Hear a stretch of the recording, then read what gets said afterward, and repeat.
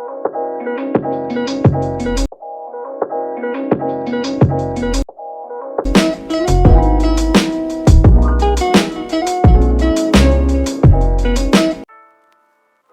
guys, let me introduce myself. My name is Muhammad Arif Girdalmiko. My NPM 2311156 and I from class 2 management 23B. I here to make presentation about analyzing consumer market and business market atau menganalisis pasar konsumen dan pasar bisnis. Jadi guys, pasar konsumen dan pasar bisnis ini memiliki karakteristik yang berbeda dan memerlukan strategi, trik atau taktik yang unik untuk menjangkau dan melibatkan audiens masing-masing secara efektif. Oke, next slide. Memahami perbedaan dengan cara dari pasar konsumen. Kita berfokus pada pembeli individu, pengambilan keputusan, emosional, dan loyalitas merek. Yang kedua, pasar bisnis berfokus pada pembelian organisasi, pengambilan keputusan yang rasional dan hubungan jangka panjang. Perbedaan utamanya ialah skala, frekuensi pembelian, proses pengambilan keputusan, serta peran hubungan pribadi. Itulah perbedaannya. Oke, next slide. Mengidentifikasi karakteristik utama. Yang pertama itu ada perilaku konsumen. Kita didorong oleh emosi dan dipengaruhi oleh tren dan pendapat teman sebaya. Itu dari perilaku konsumen. Yang kedua, perilaku pembeli bisnis.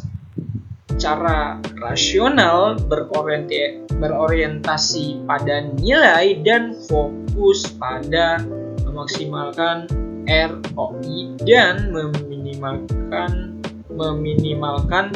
atau meminimalisir risiko yang terjadi. Yang ketiga itu ada segmentasi pasar. Segmentasi pasar ini berdasarkan demografi, psikografi, dan perilaku. Segmen pasar bisnis ini berdasarkan industri, ukuran, perusahaan, dan pola pembelian. Yang keempat, ada strategi pemasaran.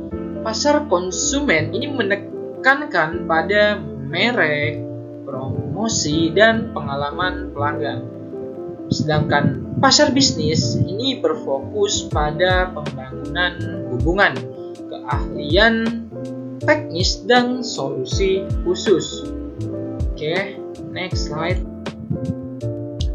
Strategi untuk setiap pasar. Yang pertama itu ada pemasaran konsumen. Pemasaran konsumen kita dengan memikat emosi, ciptakan loyalitas merek, dan memanfaatkan media sosial dan para influencer yang ada. Yang kedua, pemasaran bisnis. Nah, pemasaran bisnis sendiri ini membangun hubungan jangka panjang untuk menunjukkan keahlian teknis dan memberikan solusi khusus. Yang ketiga, ini ada pendekatan terpadu. Pendekatan terpadu koordinasinya strategi untuk memenuhi kebutuhan unik para konsumen dan bisnis. Oke, next slide.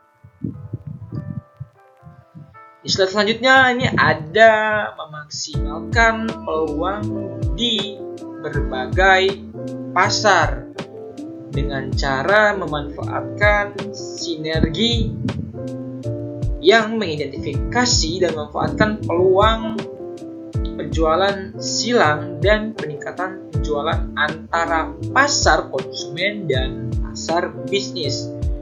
Yang kedua itu ada strategi yang dapat disesuaikan dengan mengembangkan pendekatan yang fleksibel dan multi aspek yang dapat disesuaikan dengan kebutuhan unik setiap pasarnya. Yang ketiga itu ada optimasi berkelanjutan, menganalisis dan menyempurnakan strategi secara berkala untuk tetap menjadi yang terdepan. Selanjutnya itu ada penyelarasan organisasi. Pastikan semua departemen dan tim selaras dalam upaya mereka untuk melayani pasar konsumen dan bisnis. Okay guys, maybe that's all I can say. I'm Muhammad Arif Dalmiko. Permission to leave. Thank you and goodbye.